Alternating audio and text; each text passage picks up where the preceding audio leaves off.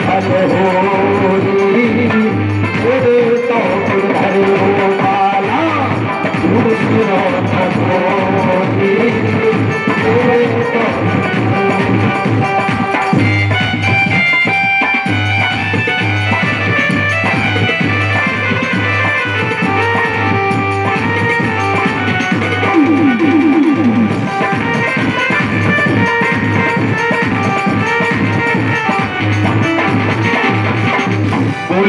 कंद भगवान की जय। जय जय श्री राधे और जय जय श्री राधे श्याम सीताराम।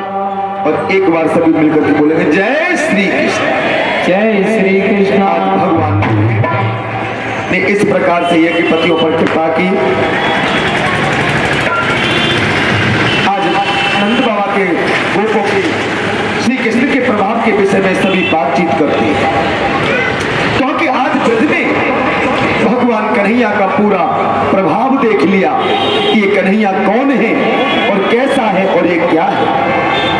आज सब वासी भगवान कन्हैया को प्रार्थना करने लगे, बोले कन्हैया तुम कभी भी हमें छोड़ करके नहीं जाना। इधर भगवान नारायण आज ब्रज में रास लीला करते हैं, क्योंकि भगवान ने बाल अवस्था में बड़ी बड़ी सुंदर लीलाएं की। परम दयालु भगवान श्री कृष्ण ने इस प्रकार सोच करके उन गोपों को मायांधकार से अतीत अपना परम धाम दिखला दिया, अपना प्रभाव दिखला दिया। आज सुखदेव जी कहते परीक्षित, जिस समय शरद ऋतु आई थी तो उसके कारण बेला चमेली आदि सुगंधित पुष्प खिल रहे थे।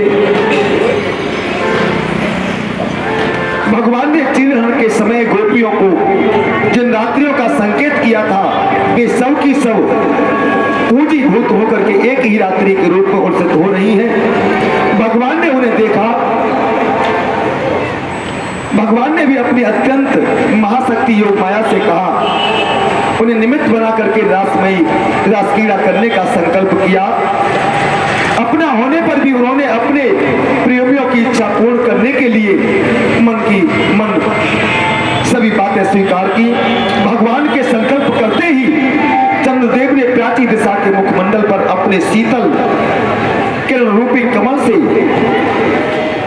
कालमा की रोली केसर मलती और बड़ा सुंदर चंद्रमा निकलने लगा। पूर्णिमा की रात अर्धरात्रि में शरद ऋतु है। शरद पूर्णिमा के दिन भगवान कन्हैया ब्रज में रास करने के लिए तैयार हो। आज जैसे ही भगवान नारायण रास करने के लिए तैयार हुए हैं, भगवान ने विचार किया सभी गोपियों को एकत्रित किया जाए और सभी के साथ भगवान रास करने को उल्सित हो रहे। भगवान पिता रात्रि सर्दो फुल माल को पीछन तू मल सही क्रे योग माया मुपासिता। आज भगवान नारायण ब्रज में रास लीला के लिए तैयार होते हैं। उस दिन चंद्रदेव का मंडल अखंड था। पूर्णिमा की रात्रि थी। वे नूतन केसर के समान लाल लाल हो रहे थे। कुछ संकोच मिश्रित अभिलाषा से युक्त जान पड़ते थे। उनका मुखमंडल लक्ष्मी के समान मालूम हो रहा था। उनकी कोमल किरण से सारा वन अनुराग के रंग में रंगा हुआ था। आज भगवान नारायण रास करने के लिए अपनी बंसी बजाई। बंसी सुनकर के जो गोपियां दूध दूह रही थी, दूध को छोड़ करके चलती।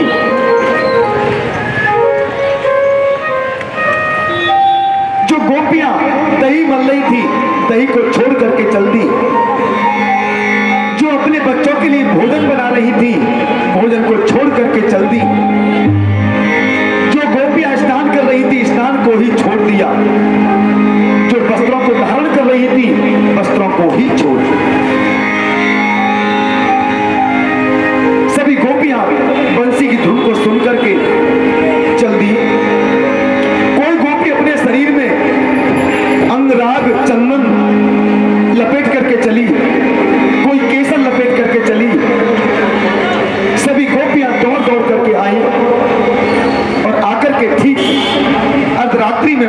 कृष्ण के पास पहुंच गई। उसी समय भगवान कृष्ण ने सभी गोपियों से कहा, देखो इस समय कोई भी यहां पर पुरुष नहीं प्रवेश करेगा, और यदि कोई पुरुष यहां प्रवेश करेगा तो रास पूर्ण नहीं हो पाएगा,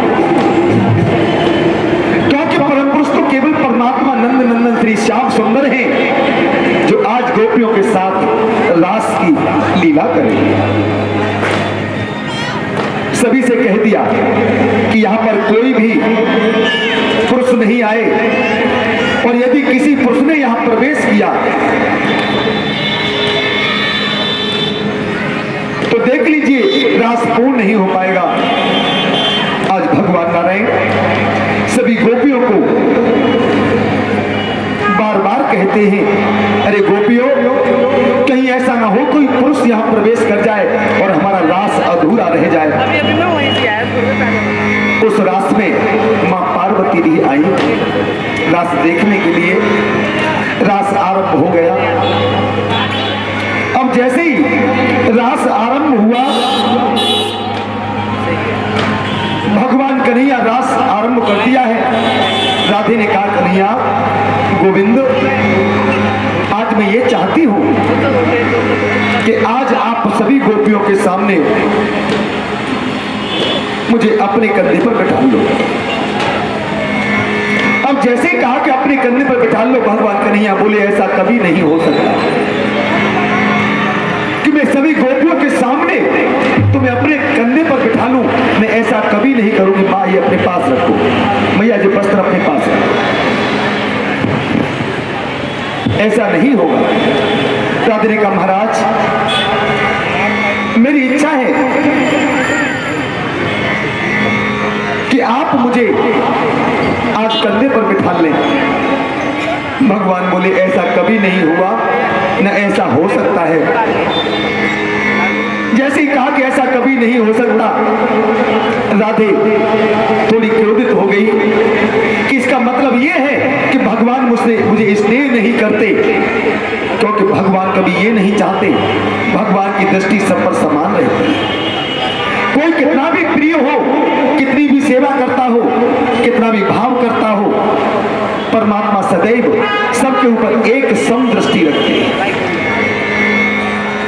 क्योंकि भगवान ने जो सातवीं भक्ति बताई थी उसमें कहा है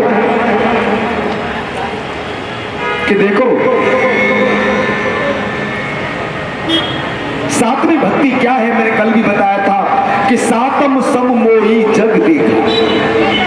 सातवीं भक्ति है भगवान की कि भगवान के समान ही सबको देखा जाए, तो भगवान की सातवीं भक्ति है। इसी प्रकार से स्वयं परमात्मा सबको एक समान देखते हैं, किसी की दृष्टि में कोई भेद नहीं रखते, अपनी दृष्टि में किसी की नहीं। आज भगवान नारायण रास के लिए जैसे ही तैयार हुए, राधे की बात को सुनकर के दंग रहे।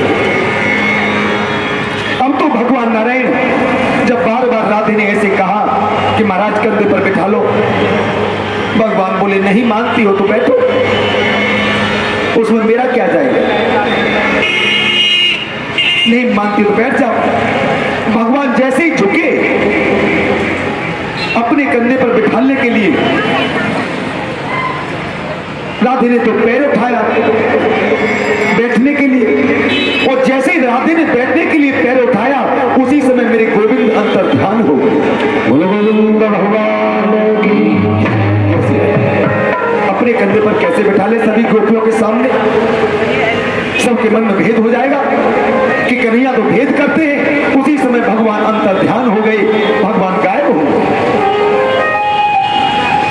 अब जैसे ही भगवान वहां से गायब हुए, अब तो सब की सब गोपियां जय श्री राधे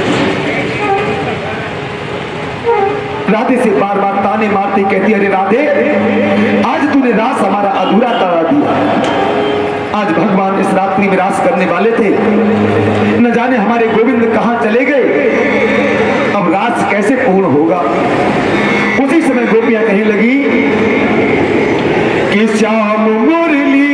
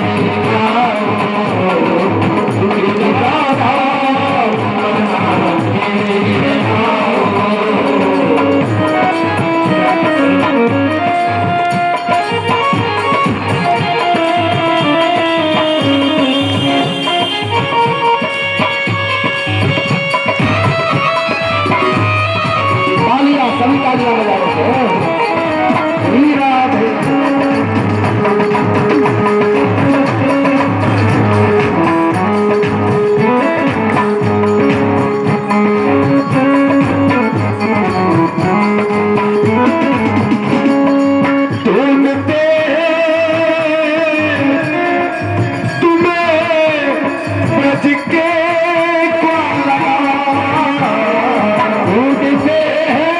तुम्हें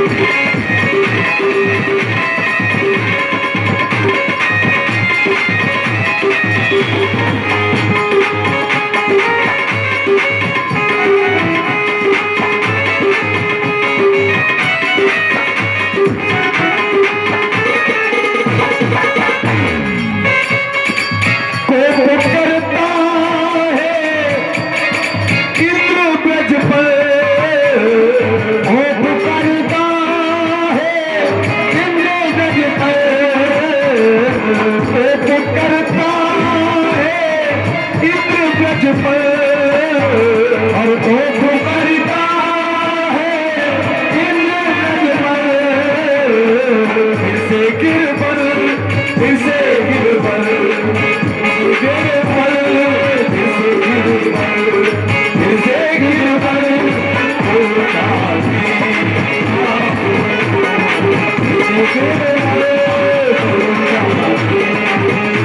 और श्याम मुरली को बजाने आओ मुरली को बजाने आओ और राधा रूठी राधा रूठी राधा को बजाने रूठी राधा